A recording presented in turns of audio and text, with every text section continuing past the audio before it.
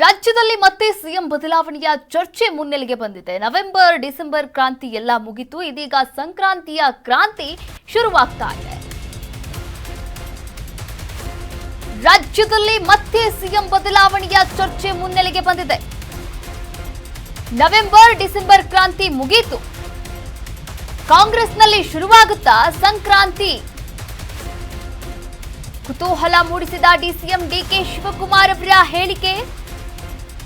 ರಾಜಕೀಯ ಹಿನ್ನೆಲೆ ಇರದಿದ್ರೂ ಈ ಮಟ್ಟಕ್ಕೆ ನಾನು ಬೆಳೆದಿದ್ದೇನೆ. ನನ್ನ ಬಗ್ಗೆ ಪಕ್ಷದವರು ತೀರ್ಮಾನವನ್ನ ಮಾಡ್ತಾರೆ. ಪಕ್ಷದ ಮೇಲೆ ನನಗೆ ನಂಬಿಕೆ ಇದೆ, ವಿಶ್ವಾಸ ಇದೆ. ನಿಮಗೆ ಮೋಸ ಮಾಡುವವರು ಇದ್ದರೆ ನಿಮ್ಮ ಅಕ್ಕಪಕ್ಕದಲ್ಲಿ ಇರುವವರೇ ಆಗಿರ್ತಾರೆ. ತೀವ್ರ ಕುತೂಹಲವನ್ನ ಕೂಡ ಮೂಡಿಸಿದಂತಹ ಟ್ರಬಲ್ ಶೂಟರ್ ಡಿಕೆ ಶಿವಕುಮಾರ್ ಅವರ ಈ ಹೇಳಿಕೆ ತೀವ್ರ ಕುತೂಹಲವನ್ನ ಮೂಡಿಸಿದೆ. ಅಕ್ಕಪಕ್ಕದಲ್ಲಿ ನೋಡಿ, ನಾನು ರಾಜಕೀಯ ಹಿನ್ನೆಲೆಯ ಕುಟುಂಬದಿಂದ ಬಂದವನಲ್ಲ, ಆದರೂ ಈ ಮಟ್ಟಕ್ಕೆ ಬಂದಿದ್ದೇನೆ, ಈ ಮಟ್ಟಕ್ಕೆ ಬೆಳೆದಿದ್ದೇನೆ. ಮುಂದೆಯೂ ನನ್ನ ಬಗ್ಗೆ ಪಕ್ಷದವರು ತೀರ್ಮಾನವನ್ನ ಮಾಡ್ತಾರೆ ಎನ್ನುವಂತಹ ನಂಬಿಕೆ, ಆತ್ಮವಿಶ್ವಾಸ ನನಗಿದೆ ಅಂತ ಡಿಸಿಎಂ ಡಿಕೆ ಶಿವಕುಮಾರ್ ಅವರು ಹೈಕಮಾಂಡ್ ಮೇಲೆ ಒಂದು ತೀವ್ರವಾದಂತಹ ಒಂದು ಭರವಸೆಯನ್ನು ಕೂಡ ವ್ಯಕ್ತಪಡಿಸಿದ್ರು. ನಿನ್ನೆ ಬೆಂಗಳೂರು ಅರಮನೆ ಮೈದಾನದಲ್ಲಿ ಉದ್ಯಮಿ ಒಕ್ಕಲಿಗ ಎಕ್ಸ್ಪೋ 2026 ಕಾರ್ಯಕ್ರಮ ಆಯೋಜನೆ ಮಾಡಲಾಗಿತ್ತು. ಆ ಒಂದು ಕಾರ್ಯಕ್ರಮದಲ್ಲಿ ಭಾಗಿಯಾಗ್ತಾರೆ ಡಿಸಿಎಂ ಡಿಕೆ ಶಿವಕುಮಾರ್ ಅವರು. ಅದೇ ಸಂದರ್ಭದಲ್ಲಿ ಮಾತನಾಡ್ತಾರೆ. ನೋಡಿ, ಅಧಿವೇಶನದಲ್ಲಿ ಒಮ್ಮೆ ಯಡಿಯೂರಪ್ಪ ಅವರಿಗೆ ಯಶಸ್ಸಿನ ಬಗ್ಗೆ ಒಂದು ಮಾತು ಹೇಳಿದ್ದೆ.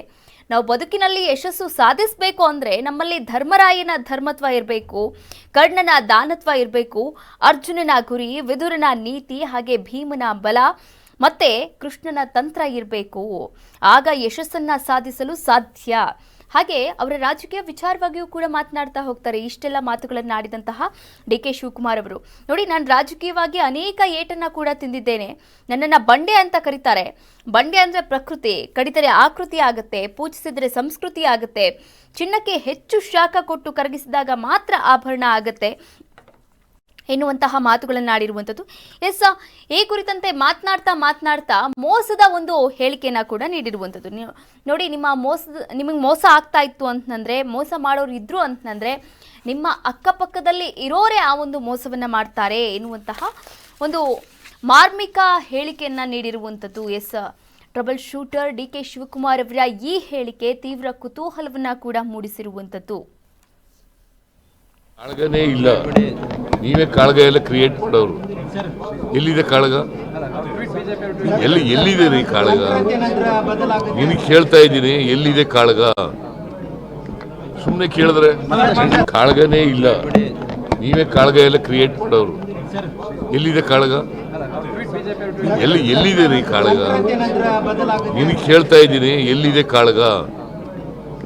ಸುಮ್ಮನೆ ಕೇಳಿದ್ರೆ ನಾವು ನಮ್ಗೆ ಎಂತೆಂತ ಏಟು ನನ್ನ ಬಂಡೆ ಅಂತಾರೆ. ನಾನು ಅದಕ್ಕೆ ಹೇಳ್ತೀನಿ, ನೋಡಯ್ಯ, ಬಂಡೆ ಏನು? ಬಂಡೆ ಸುಮ್ಸುಮ್ನೆ ಬಂದ್ಬಿಟ್ಟದ? ಬಂಡೆ ಪ್ರಕೃತಿ, ಕಡದರೆ ಆಕೃತಿ, ಪೂಜಿಸಿದ್ರೆ ಸಂಸ್ಕೃತಿ. ಹೆಂಗೆ ಬಂಡೆ ಸುಮ್ಮನೆ ಈಗ ಅಲ್ಲೇನೋ ಮಾಡ್ತಾ ಇದ್ರಪ್ಪ, ಗಲ್ಲು ಏಟು ಹೊಡಿತಾ ಇರ್ಬೇಕಲ್ಲ. ಈ ಚಿನ್ನನ ಕಾಯಿಸಿ ಅದ್ಯಾರೋ ಒಬ್ಬ ಜ್ಯುವೆಲರಿ ಅಂಗಡಿ ಇಟ್ಟಿದೆ ಹೆಣ್ಮಗಳು. ಏನ್ರಲ್ಲಿ ಮಾಡೋದು, ಚಿನ್ನದಲ್ಲಿ ಮಾಡೋದು, ಬೆಳ್ಳಿಯಲ್ಲಿ ಮಾಡೋದು, ಕಬ್ಬಣದಲ್ಲಿ ಮಾಡೋದು, ಏನ್ರಲ್ಲು. ಸೊ ಅದನ್ನೆಲ್ಲ ಕಾಯಿಸ್ಬೇಕಲ್ಲ. ಆ ಕಾಯಿಸ್ಬೇಕಾದ್ರೆ ಜ್ಯುವೆಲರಿಗೆ ಎಷ್ಟು ಏಟ್ ಬಿತ್ತು, ಎಂತ ಶಾಖ ಬಿತ್ತು. ಸೊ ಹಂಗೆ ಈ ಕಬ್ಬಣದಲ್ಲೇ ಮಾಡಿರ್ಬೋದಪ್ಪ. ಆ ಕಬ್ಬಣ ಏನು ಆಗ್ತದೆ, ಕತ್ರಿನೂ ಮಾಡ್ಬೋದು, ಸೂಜಿನೂ ಮಾಡ್ಬೋದು. ಕತ್ರಿಲಿ 2 ಭಾಗನೂ ಮಾಡ್ಬೋದು, ಸೂಜಿನೂ ಬಲಿನೂಬೋದು. ಹಂಗೆ ನಿಮ್ ಲೈಫಲ್ಲೂ ಕೂಡ you can divide people are you can unite people. So ಹಂಗೆ ಇವೆಲ್ಲ ಕೂಡ ಪ್ರತಿಯೊಂದು ವಸ್ತುವಲ್ಲೂ ಎಲ್ಲಾರು ಉಪಯೋಗ ಬರ್ತದೆ. ನಾವು ಏನೋ ಶ್ರಮ ಪಟ್ಟದಕ್ಕೆ ಇಲ್ಲಿ ಗಂಟ ಬಂದು 8 ಸತಿ ಬಂದು ಆ ಬೆಂಗಳೂರಲ್ಲಿ ಇವ್ರ ಮುಂದೆ ಎಲ್ಲ ರಾಜಕಾರಣ ಮಾಡ್ಕೊಂಡು ಇವ್ರಿಗೆಲ್ಲ ಹೊಡೆದು ಏಟು ತಿಂದು ಮಾಡಿ ತಂದು ಇಲ್ಲಿ ಗಂಟ ಬಂದು ಕೂತಿದ್ದೀನಿ.